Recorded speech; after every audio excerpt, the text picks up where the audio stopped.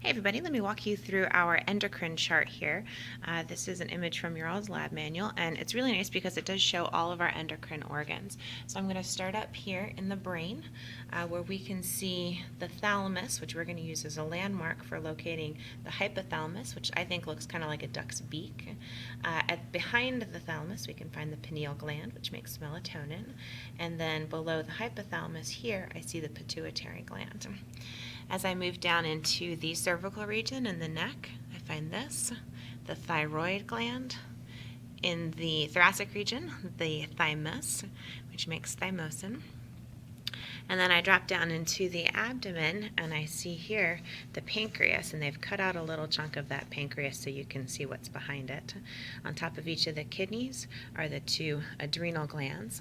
And then as we move down into the pelvis, we can see a little inset in the box here, an ovary for the female, and then we can see the testes down here for the male.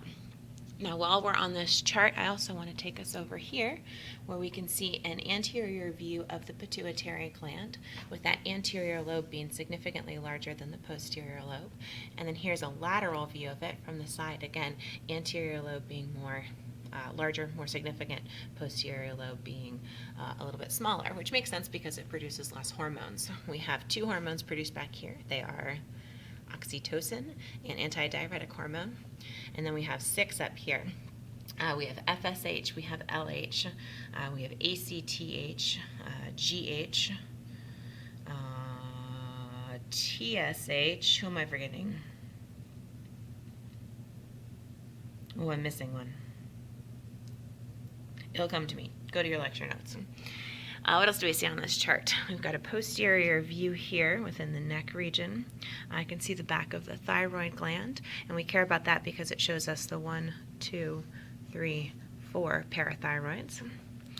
I can see the pancreas, responsible for insulin, glucagon, somatostatin.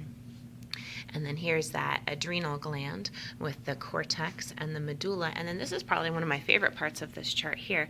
It's showing you the adrenal gland on a cellular level.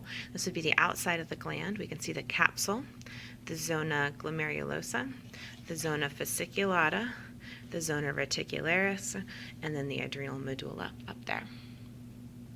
Other pretty cool things here, they show you a drawing of the inside of the thyroid gland. We can see the colloid and the follicular cells. And then in between those follicular cells, we see some of the extrafollicular cells. And then here we see one of those islets of Langerhans, or the pancreatic islets, which is making hormone. And then we see all the acinar cells surrounding that islet, and those are the parts that are responsible for digestive enzymes.